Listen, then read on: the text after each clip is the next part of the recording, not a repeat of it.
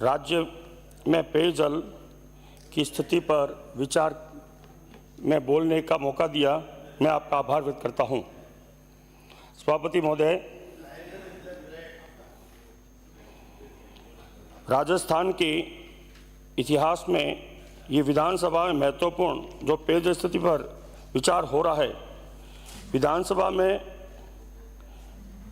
ये जो सबने विचार रखे हैं, लेकिन मैं सुन रहा हूँ, मैं तो पहली बार आया हूँ, यहाँ पेयजल की बात न होकर और इधर उधर की बात हो रही है, तो यह जो है पूरे प्रदेश के लिए ठीक नहीं है। सभापति महोदय, मैं बीकानेर से हूँ और बीकानेर में पहले बहुत जल की कमी थी, लेकिन महाराजा गंगा सिंह जी जो है भागीरथ के प्रयासों से गंग नहर आई, यह इलाका पूरा हरा भरा होने लगा। आज हमारे देश के यशस्वी प्रधानमंत्री जी नरेंद्र जी मोदी के नेतृत्व में चल रहा है जल जीवन मिशन अभियान, जो भागीरथ का एक बहुत बड़ा प्रयास है। यह हर देश के हर क्षेत्र में, हर कोने कोने में, हर घर में पेयजल उपलब्ध करवाने का एक बहुत बड़ा कार्य प्रधानमंत्री जी ने जो शुरू किया है।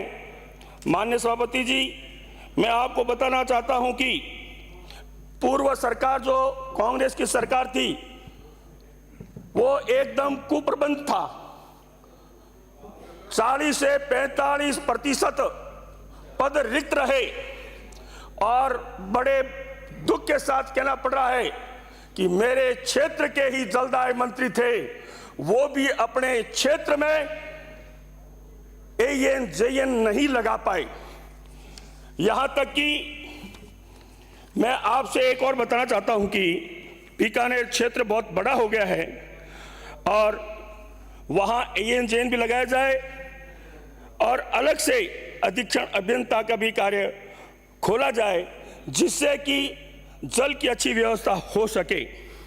सभापति महोदय, पिछली सरकार ने जो ट्यूबवेल के जो खोले थे, ट्यूबवेल लगाए थे, उन ट्यूबवेल की स्थिति यह कि जहां गुणवत्ता का पानी नहीं है, उनको पता है या उनको पता नहीं, उन्होंने जानकारी नहीं की होगी, वहां भी उन्होंने ट्यूबवेल लगा दिए। उन ट्यूबवेल के पानी का आज को उपयोग नहीं है।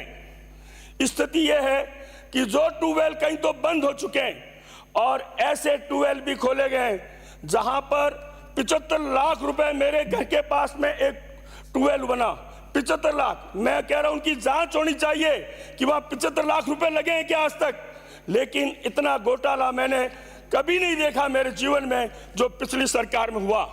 और मैं आपको बताना चाहता हूं, जहां टंकियां नहीं बननी चाहिए वहां इन्होंने टंकियां बनानी शुरू कर दी।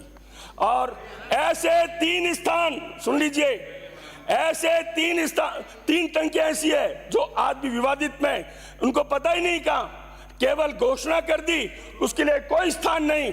लेकिन अभी एक टंकी की मैं आपको बताना चाहता हूं, एक टंकी की जो झगड़ा हमने सलटाया बैठ के और वो शुरू हुई है, अभी भी 2 टंकियों की हम व्यवस्था करने हम जा रहे हैं। लेकिन इनको कोई चिंता नहीं थी जनता की कि जनता के लिए हमें व्यवस्था करनी, केवल घोषणा करके और अपने एसी के कमरे में बैठ गए। ऐसे इनके मंत्री और ऐसी सरकार थी कांग्रेस की।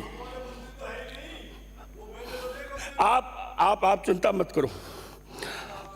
माननीय सभापति महोदय, मैं आपको बताना चाहता हूं कि हमारे क्षेत्र में जो पुरानी पाइप की लाइनें हैं वो इतनी मतलब पुरानी हो गई है कि वो प्राय यानी अवरुद्ध हो जाती है।